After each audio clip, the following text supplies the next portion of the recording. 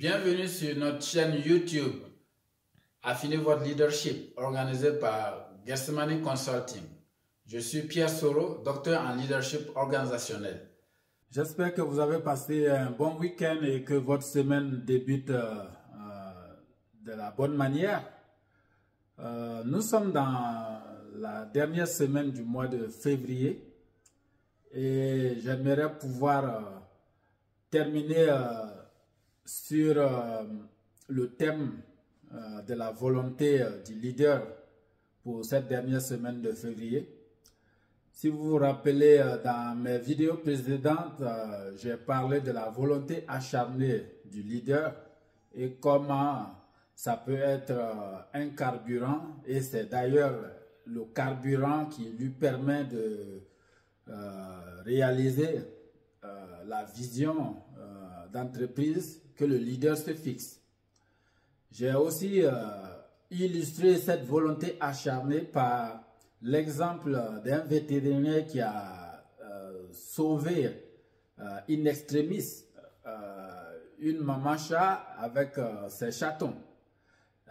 La semaine passée, j'ai aussi donné une deuxième illustration de la volonté acharnée à travers l'exemple de la fabrication des nids d'oiseaux, comment les oiseaux se donnent beaucoup de temps et beaucoup d'énergie pour fabriquer leur nid qui va ensuite accueillir les œufs et à la suite les œufs éclore et puis on trouve des oisillons dans ce nid qui vont grandir dans ce nid et qui vont être nourris dans ce nid et après ces oisillons grandissent et qui partent du nid et à leur tour ils vont créer d'autres nids et le processus continue jusqu'à X temps. Alors, au vu de tous ces éléments et tous ces exemples que j'ai pu donner concernant la volonté acharnée, la semaine passée, je dis que les oiseaux nous parlaient et que les oiseaux nous enseignent une leçon de leadership qui est la volonté du leader. Alors, donc, je voudrais aussi qu'on puisse donner un exemple de comment la volonté peut être utilisée à mauvais escient. C'est pour cela que dans l'une de mes vidéos, je parlais de la volonté comme un couteau à double tranchant. Si on l'utilise mal, il nous coupe le doigt. Alors, j'aimerais que on pense une minute aux décisions qui sont en train d'être prises par-ci, par-là dans le milieu politique international. On voit qu'il y a des tensions partout.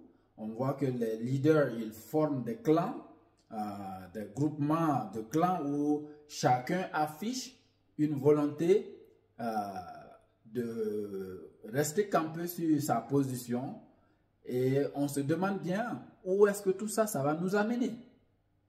Donc vous voyez que la réalité c'est que toutes les décisions prises ou qui seront prises dans le futur vont être basées sur une volonté affichée, une volonté acharnée de part et d'autre. Tout comme la vision est la fondation de toute réalisation pour un leader, retenez que c'est sa volonté acharnée qui est le carburant qui lui permet de continuer sur la position ou de camper sur une position quelconque. Maintenant, comment est-ce que la volonté peut être utilisée dans le mauvais sens? Je vais vous donner par exemple l'exemple d'un lion mâle. On retient que dans la famille des lions, Un lion ne peut jamais accepter d'adopter un autre lionceau qui n'est pas de son sang. Et donc, par conséquent, pour pouvoir avoir ses propres enfants, le lion mâle est très souvent animé par la volonté d'éliminer les lionceaux qui ne sont pas de son sang. Donc, vous voyez là, il y a une volonté affichée du mâle à ne pas adopter un lionceau qui n'est pas de lui. Et on va retrouver ce même principe dans beaucoup de leaders. Il y a des leaders qui ont des volontés affichées pour gagner que ce qu'ils veulent avoir. Et quelle que soit la situation, ils restent campés sur leur position. Et c'est ça qui emmène très souvent les conflits. Hein? Supposons que la volonté que l'on se donne est faite de façon à ce que la décision qui est prise puisse être pour le bien de tout le monde, on n'aurait pas de conflit. Mais les conflits émanent du fait que les volontés affichées sont contradictoires. Alors, nous sommes dans le contexte du leadership des organisations.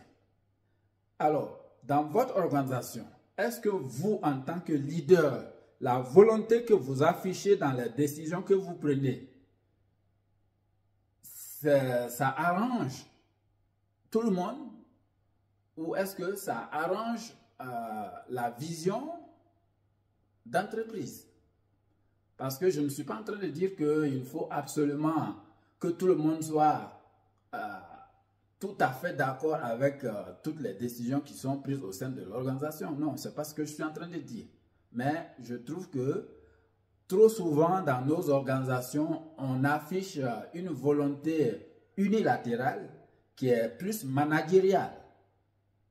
Alors que de nos jours, dans le leadership, il faut une volonté purement basée sur le leadership qui ne soit pas forcément du point de vue managérial.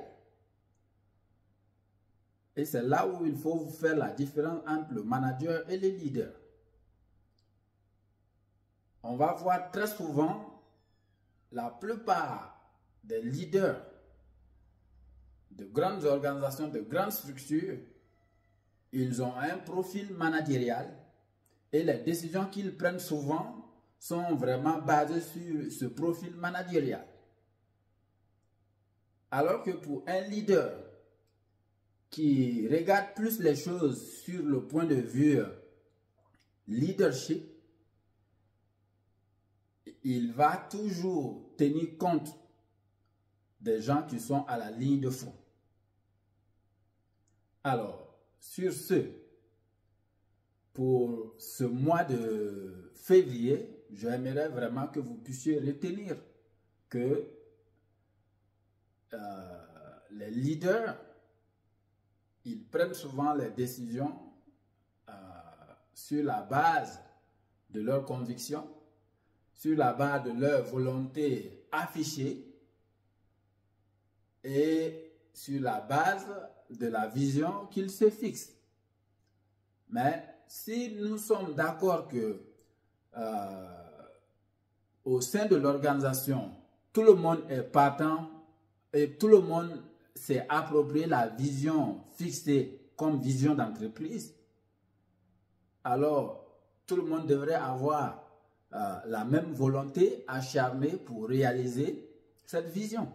C'est-à-dire ce carburant doit pouvoir être dans chaque employé, dans chaque collaborateur. Mais les réalités qu'on découvre très souvent dans les organisations, La vision est bien positionnée, tout le monde connaît la vision de l'organisation, mais tout le monde n'a pas la volonté acharnée pour réaliser cette vision. Et c'est là que vous, en tant que leader, en tant que le leader, le capitaine de ce bateau,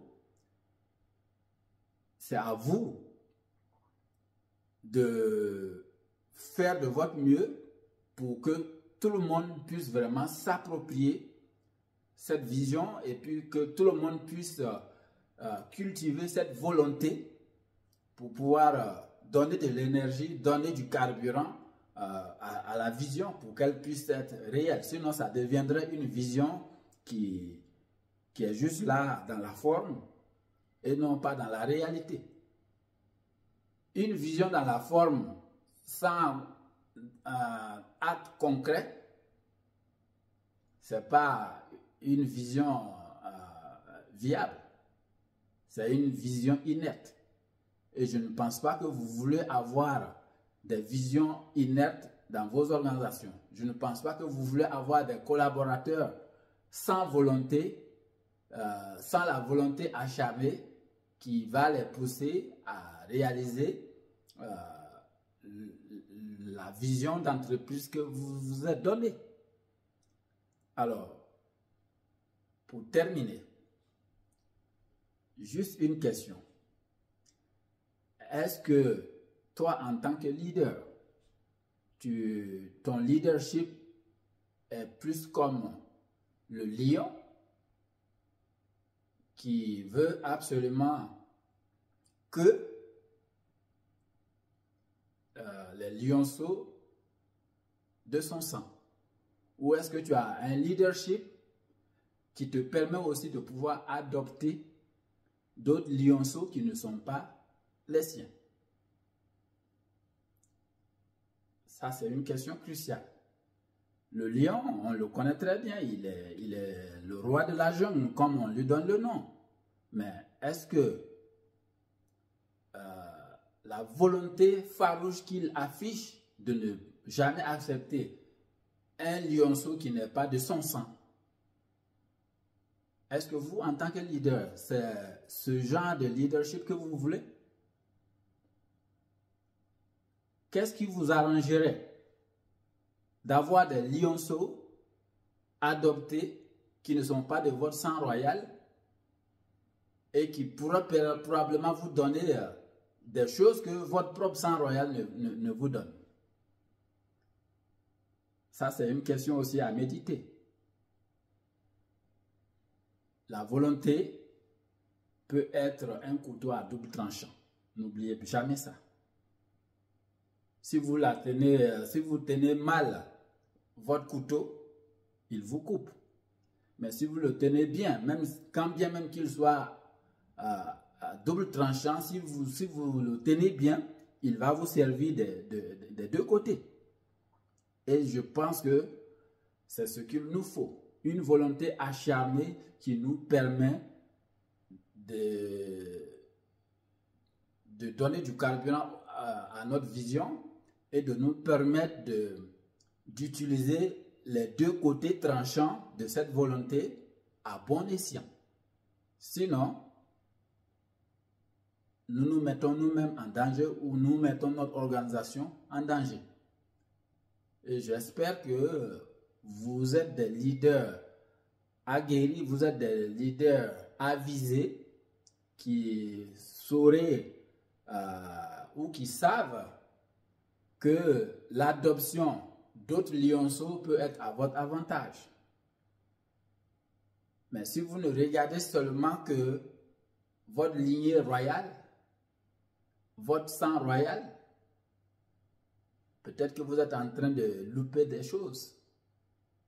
Alors, pour terminer ce mois de février, je voudrais encore vous encourager à vous abonner si vous n'êtes pas encore abonné à notre chaîne.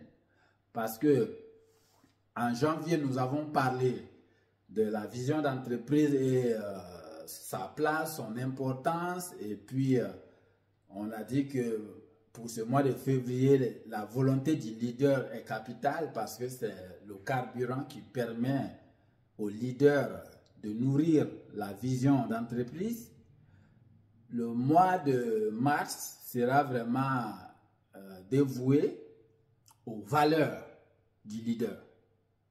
Parce que pour qu'une organisation puisse aller de l'avant ou pour qu'une organisation soit forte et stable, il faut des valeurs. Donc, le mois de mars sera dévoué aux valeurs du leader. Je vous remercie et à la semaine prochaine, début mars.